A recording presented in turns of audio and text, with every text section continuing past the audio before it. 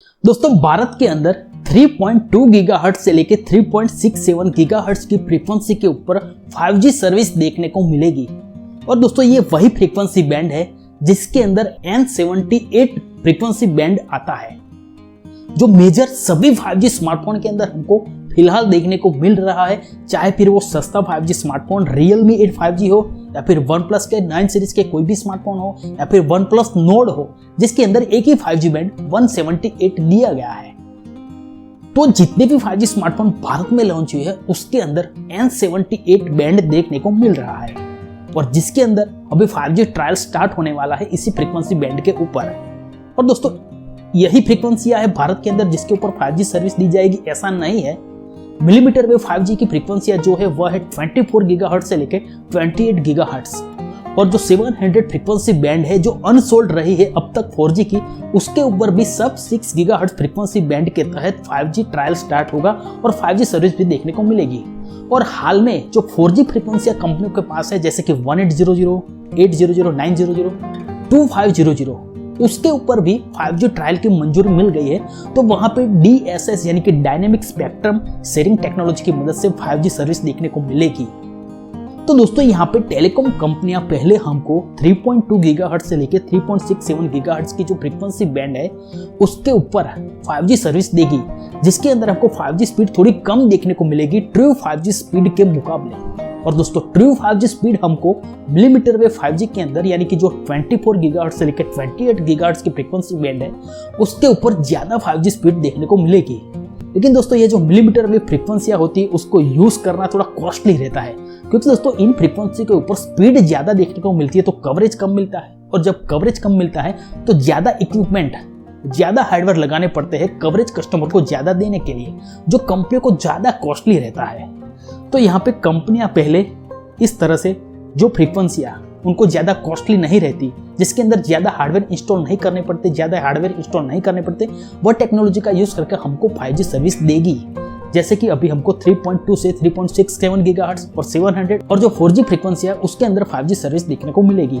तो फिलहाल भारत के अंदर जितने भी स्मार्टफोन 5G स्मार्टफोन लॉन्च हुए उनके अंदर N78 बैंड देखने को मिल रहा है, तो वह सारे कस्टमर 5G सर्विस का आनंद उठा पाएंगे। और यह बैंड एक ऐसा बैंड है जो यूनिवर्सली ऑल ओवर वर्ल्ड के अंदर ज्यादा एक्सेप्टेड है, जिसके ऊपर ज्यादा 5G सर्विस ली जाती है। तो अगर आप सस्ता 5G स्मार्टफोन जो N78 को भी सपोर्ट करता हो उसको लेके बाहर जाते हैं ऑल ओवर वर्ल्ड के अंदर, तो वहां पे भी आप 5G सर्विस का आनंद उठा पाएंगे।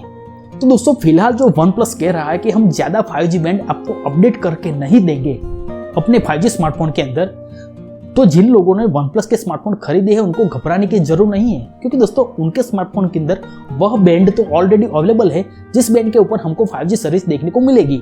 तो दोस्तों फिलहाल भारत के अंदर टेलीकॉम कंपनियां मिलीमीटर वेव 5G सर्विस हमको शायद 1.5 साल के बाद ही दे पाएंगी, क्योंकि फिलहाल वह लो स्पीड वाले 5G सर्विस हमको देगी, क्योंकि वह उनको कम कॉस्टली रहता है। वह धीरे धीरे करके मिलीमीटर वेव 5G के अंदर शिफ्ट हो जाएगी।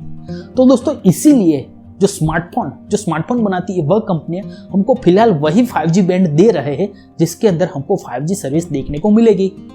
तो दोस्तों अगर स्मार्टफोन कंपनियां पहले से हमको यह सारे बैंड सभी बैंड ओपन करके दे देती है और हमको भारत के अंदर उस बैंड के ऊपर सर्विस नहीं देखने को मिलती, 5G सर्विस नहीं देखने को मिलती, तो कंपनियां घाटे में रहती है। क्योंकि दोस्तों अगर ऑलरेडी सारे बैंड कंपनी कस्टमर को दे देती है स्मार्टफोन के अंदर, तो वहां पे स्मार्टफोन कंपनियों को जो प्रोसेसर बनाती है 5G प्रोसेसर बनाती है उन कंपनियों को रॉयल्टी देनी पड़ती है। जितने ज्यादा बैंड एक्टिव होते हैं स्मार्टफोन के अंदर उतनी ज्यादा रॉयल्टी। तो यहाँ पे स्मार्टफोन कंपनियां घाटे में आ जाती है, क्योंकि यहाँ पे उस बैंड का कोई यूज ही नहीं होने वाला और कंपनियों को पहले से रॉयल्टी देनी पड़ती है। तो इसीलिए स्मार्टफोन कंपनियां सेफली खेलती है और वही बैंड हमको फिलहाल प्रोवाइड करवा रही है जिसके अंदर हमको पहले 5G सर्विस देखने को मिलेगी। और दोस्तों जब धीरे धीरे करके टेलीकॉम कंपनियां मिलीमीटर वेव 5G के अंदर शिफ्ट होगी, तब स्मार्टफोन कंपनियां अपने जो नए स्मार्टफोन लॉन्च करेंगी उसके अंदर हमको सारे 5G बैंड देंगे। लेकिन अगर हम कस्टमर पॉइंट ऑफ व्यू से सोचे कि जिस कस्टमर ने फिलहाल कोई स्मार्टफोन खरीदा है, OnePlus का 9 सीरीज का स्मार्टफोन खरीदा है, 5G स्मार्टफोन खरीदा है जिसके अंदर वो 5G सर्विस को यूज करेगा, तो वो यूज तो कर पाएगा। ऐसा नहीं है कि वो 5G सर्विस का यूज नहीं कर पाएगा 5G जब लॉन्च होगा तब, लेकिन वहां पे हमको वह बैंड नहीं देखने को मिल रहे जिसके ऊपर ट्रू 5G ज्यादा 5G स्पीड देखने को मिलेगी, जैसे कि मिलीमीटर वेव के 5G बैंड जो फिलहाल कंपनियां हमको नहीं दे रही है। तो जो लोग स्मार्टफोन को EMI के ऊपर लेते हैं, ज़्यादा पैसे इन्वेस्ट करते हैं और स्मार्टफोन को 3 ईयर 4 ईयर तक यूज़ करने वाले हैं, उनके लिए घाटे का सौदा रहेगा। क्योंकि दोस्तों जब इतने सारे पैसे इन्वेस्ट करते हैं और उनको ट्रू 5G स्पीड नहीं देखने को मिलती, तो वह चीज़ उनके लिए घाटे का सौदा रहती है। क्योंकि उनके 50,000 रुपीज़ के स्मार्टफोन में वही 5G स्पीड रहती है, जो 20,000 के स्मार्टफोन के अंदर 5G स्पीड मिल रही है, वही 5G स्पीड। तो एक तरह से as a customer point of view से ऐसे कस्टमर घाटे में रहेंगे कि जो स्मार्टफोन ज़्यादा पैसे इन्वेस्ट करके लॉन्ग टर्म के लिए खरीदते हैं, जिनको ट्रू 5G स्पीड, ज़्यादा 5G स्पीड चाहिए, ऐसा सोच के खरीदते हैं, तो वह घाटे में रहेंगे। बाकी as a company point of view, company as a business point of view सही कर रही है कि जो बैंड यूज होने वाले हैं वही बैंड कस्टमर को दे रही है और ज़्यादा बैंड अपडेट करके भी नहीं देगी। क्योंकि अगर पुराने फ़ोन के अंदर ही कंपनी ज़्यादा बैंड दे देगी तो उनके नए स्मार्टफोन कौन खरीदेगा? और जब स्मार्टफोन की लॉन्च इवेंट होगी तो कंपनी कैसे कहेगी कि हमारे इस स्मार्टफोन के अंदर आपको सारे 5G बैंड देखने को मिलेंगे, जिसके अंदर आपको ट्रू 5G स्पीड देखने को मिलेगी। तो दोस्तों as a company point of view, OnePlus और Xiaomi ने जो डिसीजन लिया है कि हम OTA अपडेट द्वारा आपको ज़्यादा 5G बैंड नहीं देंगे, यह उनके नज़रिए से सही है।